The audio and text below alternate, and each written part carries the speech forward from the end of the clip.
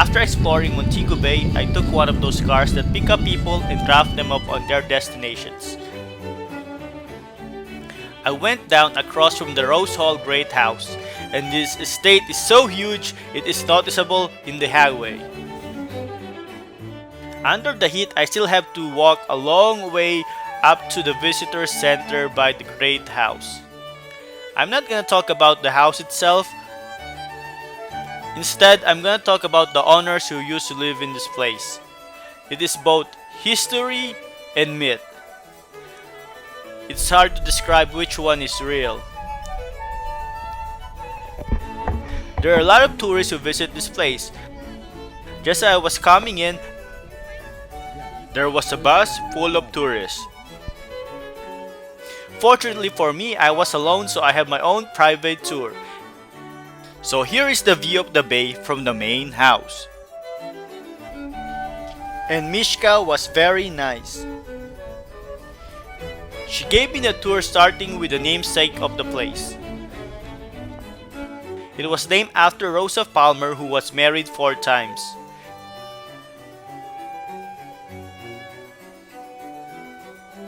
Her second husband, George Ashe, who owned a lot of land in St. James, built this house for £30,000.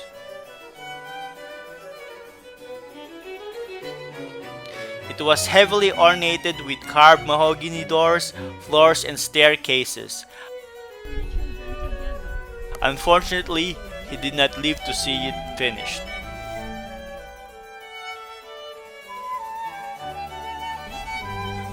She finally found happiness on her last husband, John Palmer. The two were happily married until Rosa died in 1790, leaving Rose Hall to John Palmer in her will.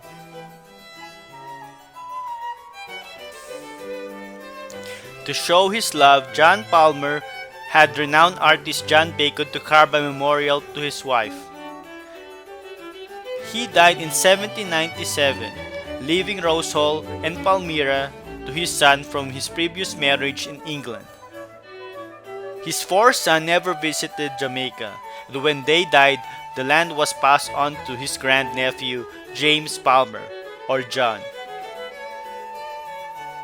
This part gets tricky because this is where the legend of the White Witch of Rose Hall began. John Palmer married Anna Patterson. Little is known about the life of the couple. Evidence shows that they were happily married and model citizens.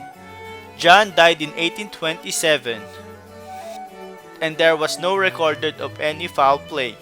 It's said that Annie Palmer left Rose Hall by 1830 and died in Buena Vista in 1846. Now let us talk about the White Witch of Rose Hall. Annie Patterson was born to an English mother and Irish father who moved to Haiti when she was only 10 years old. While in the country, Annie became interested in voodoo and learned about it from her Haitian nanny. Her parents died of yellow fever, and she was raised to adulthood by her nanny. At the age of 18, her nanny died and she moved to Jamaica in search of a rich husband. It said she was very beautiful and very petite.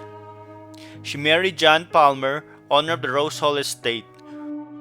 Only a matter of months into their wedding, Annie began to grow tired of her husband and started taking slaves as her lovers. One day, John caught her with a lover and beat her with a crop. Annie took great exception to this and murdered him by poisoning his coffee. She then inherited Rose Hall for herself. Annie began her reign of terror. She would regularly shout orders to her slaves from her balcony, and would often torture or kill any slaves who displeased her, and sometimes just to make an example out of them. She took a string of slaves as lovers. However, none of this lasted for long, as she murdered them as soon as she grew tired of them. She married twice. Both of these husbands died, presumed murdered by Annie, who went on to inherit their wealth. The husbands were buried by slaves whom she had killed before they returned to the estate. Her cruel behavior earned her the name the White Witch of Rose Hall. Annie's fatal mistake was to put a curse on the granddaughter of Taku, a local Obeah man. Annie was trying to win the love of an English bookkeeper named Robert Rutherford. However, Rutherford was in love with Obeahman's granddaughter, Millicent. Annie cursed Millicent with an old hage, a visit from a ghost whose presence causes the victim to slowly wither and die. Outraged by his granddaughter's death, Taku, accompanied by an army of angry slaves, strangled and killed Annie. She was immediately buried in a very deep hole in Rose Hall Estate. The slaves on the estate also burned her possessions for fear that they were tainted by her spirit. A voodoo ritual was carried out, but it was said it was not done correctly because her spirit still haunts Rose Hall up to this day. It's said that the subsequent owners of the Rose Hall estate suffered early and tragic deaths, leading to the estate being unoccupied for over 130 years. Locals have reported seeing a shadowy figure in a green velvet habit riding a black horse across the estate. There are also tales of screams and harried footprints being heard in the empty great house. The property was bought by the Rollins family in the 1960s. They restored Rose Hall to its former glory. In the end, some say the basis of the story of the White Witch came from H.G. Delizer's 1998 novel, The White Witch of Rose Hall. This popular novel tells the story of Annie Palmer, who lived a very different life to that indicated by records available from the time. The story also inspired the country singer Johnny Cash to make a song about Annie Palmer. Here, Mishka will sing it for us. On the Rose Hall plantation where the ocean breeze is blown, live a girl named Annie Palmer, the mistress of the slaves. Slaves all lived in fear to see the frown on Annie's face. Where are your husbands, Annie? 1, 2, and 3. Are they sleeping beneath the palm trees near the Caribbean Sea? At night I hear you riding, I can hear your lover's call. I can still feel your presence around the great house at Rose Hall. To end the tour, here's the song of Johnny Cash, The Ballad of Annie Palmer, with a slideshow of the rooms inside the great house.